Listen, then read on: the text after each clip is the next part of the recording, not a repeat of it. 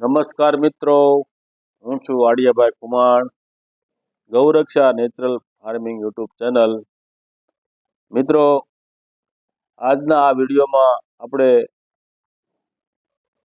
ખેડૂતના પશુ પ્રેમ વિશેની વાતો કરવાની છે.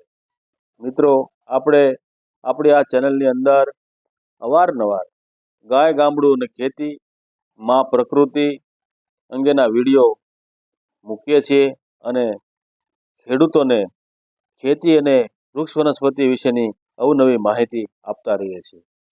મિત્રો, કોઈ પણ પ્રકારનો વિડીયો જે વિડીયો બનાવનાર છે એમ બનાવે છે ત્યારે એને જુદી જુદી જગ્યાએથી જુદા જુદા પ્રકારનું ની પ્રેરણા મળતી રહે છે. તો આ વિડીયો બનાવવા પાછળનું શું કારણ છે એ પણ મારે તમને જણાવવું છે. મિત્રો, ગારિયાધાર પાસેના પરવડી ગામના પ્રવીણભાઈ ખેની છે અને એ પોતાનું વોટ્સઅપ ગ્રુપ મારુતિનંદન ગૌ પ્રાકૃતિક એસપીકે ફાર્મ નામનું ગ્રુપ વોટ્સઅપમાં ચલાવે છે અને આ વોટ્સઅપ ગ્રુપમાં કોઈ ગામના ગોવિંદભાઈ નામની વ્યક્તિએ એક સરસ મજાની પોસ્ટ કે જે બળદ અને ખેડૂત વચ્ચેનો પ્રેમ આ વિશેની એક પોસ્ટ સરસ મજાની મૂકેલી. એ પોસ્ટ મને ખૂબ ગમી એટલે એવું વિચાર્યું કે આનો આપણે વિડીયો બનાવવો છે અને એ આધારે મેં આ વિડીયો બનાવ્યો છે. તો સૌપ્રથમ આ વિડીયો બનાવતા પહેલા પ્રવીણભાઈ ખેની અને ગોવિંદભાઈ પટેલનો હું આભાર માનું છું. મિત્રો, આપણે હવે વાત કરી રહ્યા છીએ બળદ અને ખેડૂતના પ્રેમની. ખેડૂત હળ કે સાથી ખેતરમાં બળદથી ચલાવતો હોય અને બળદને છાણ કે પેશાબ કરવાની સ્થિતિમાં જોવે તો ખેડૂત એને છાણ પેશાબ ન થાય ત્યાં સુધી ખેતરની અંદર ઊભો રાખી દેતો, જેથી બળદ આરામથી તેની કુદરતી હાજતની પ્રક્રિયા પૂરી કરી શકે. આ ખેડૂતમાં પ્રથા નહીં પણ પશુ પ્રત્યેનો પ્રેમ જોવા મળે છે. જીવો પ્રત્યેની આ ઊંડી કરુણા અને પ્રેમ આપણા પૂર્વજોમાં જન્મજાતથી હતી, જેને આજકાલ આપણે અભણ કહીએ છીએ.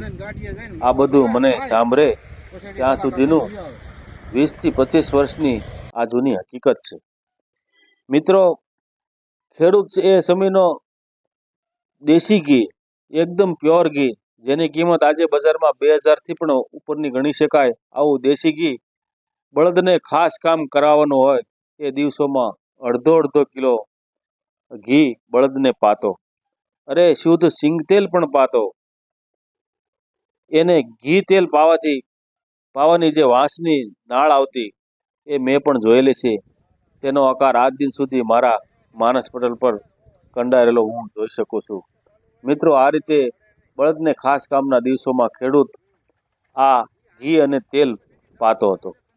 મિત્રો, ખેડૂતને જ્યારે આરામ કરવાનો સમય આવતો ત્યારે તે બળદને પહેલા પાણી પીવડાવતો, નીરણ નાખી બળદનું પેટ ભરી પછી જ તે જમતો હતો. દરેક ખેડૂતના જીવનમાં આ સામાન્ય નિયમ હતો. જ્યારે બળદ વૃદ્ધ થતો ત્યારે તેને કસાયોને વેચવું એ પાપ ગણવામાં આવતું, શરમજનક અને સામાજિક અપરાધ ગણવામાં આવતો. વૃદ્ધ બળદને ઘણા વર્ષો સુધી તેની વૃદ્ધાવસ્થામાં ચારો ખવડાવી તેના મૃત્યુ સુધી તેની સેવા કરવામાં ખેડૂત તેનું અહોભાગ્ય સમજતો હતો. પણ આજે લોકો મા બાપને પણ વૃદ્ધાશ્રમમાં મૂકવામાં શરમ રાખતા નથી. એ વખતે ખેડૂત અશિક્ષિત અને અભણ ખેડૂત એવું માનતો કે પોતે આટલા વર્ષ સુધી બળદની માતાનું એટલે કે ગાયનું દૂધ પીધું, બળદ તેનું ખેતર ખેડીને અનાજ ઉત્પન્ન કરવામાં તેને મદદ કરી, તેનું પેટ ભર્યું, તેના પરિવારને સંભાળ્યો, તો બળદની વૃદ્ધાવસ્થામાં એને કસાય વડે મોકલી દેવો કે રખડતો રઝળતો કરવો એ મહાપાપ છે. તેને કસાય વડે કેમ મોકલવો, આવી સમજણ ખેડૂતોમાં હતી. મૂંગા બળદ અને ખેડૂત બંને એકબીજાની ભાષા સમજી શકતા હતા. બળદનું મૃત્યુ થાય તો ખેડૂતના આખા પરિવારમાં શોકનો માહોલ છવાઈ જતો અને ખેડૂતના પરિવારમાંથી કોઈનું મરણ થતું તો ગાય કે બળદ પણ દુઃખી થતા. મિત્રો, આ રીતે ખેડૂત અને પશુનો એકબીજાનો પ્રેમ હતો. મિત્રો, આજે આપણી ખેતી યાંત્રિક થઈ ગઈ છે એટલે મિત્રો આ ખેતી જે એનો ખરો આધાર પશુપાલન અને ખેતી બે સાથે એકબીજાના પૂરક છે. એટલે આપણે હવે આ પશુપાલન છોડી અને યંત્રો તરફ, મિની ટ્રેક્ટર અને ટ્રેક્ટર તરફ વળ્યા છીએ. તે ખરેખર આપણી જમીનને ખૂબ જ બંજર બનાવે છે. મિત્રો, આ પશુઓનું છાણ, એનું ગૌમૂત્ર આપણી જમીનમાં ઉર્વરા શક્તિ વધારે છે. એટલે આપણે આ પશુઓને છોડ્યા એટલે આપણી જમીન હવે ઉત્પાદન ઓછું આપતી થઈ ગઈ છે. મિત્રો, હરિયાળી ક્રાંતિ પછી આપણે આપણા ખેતરની અંદર યુરિયા, ડીએપી અને પેસ્ટિસાઇડનો વધુ પ્રમાણમાં ઉપયોગ કરવા લાગ્યા છીએ.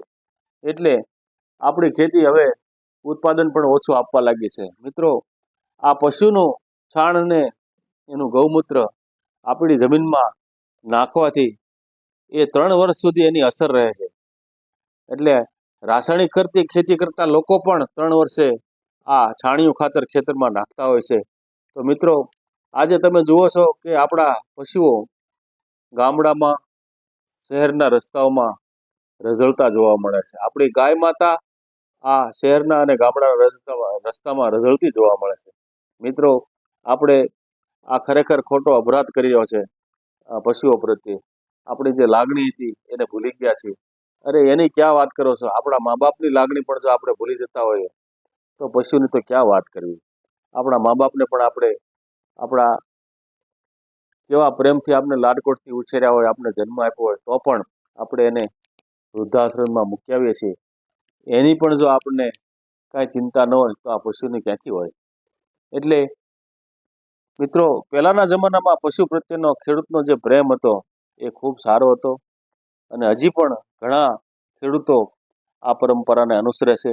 ઘણા ગામમાં પોતાના આ બળદો રાખે છે. ગાયનું કે બળદનું વૃદ્ધાવસ્થાનું પાલન પણ ઘણા ખેડૂતો કરે છે. એ ખરેખર ગૌરવ લેવા જેવાની વાત છે. મિત્રો, જો તમને આ વિડીયો બળદ અને ખેડૂતનો અને પશુ પ્રેમનો વિડીયો આ ગમ્યો હોય તો વિડીયોને તમે શેર કરજો. મિત્રો, મારી ચેનલને જરૂરથી સબસ્ક્રાઈબ કરજો. ભારત માતા કી જય.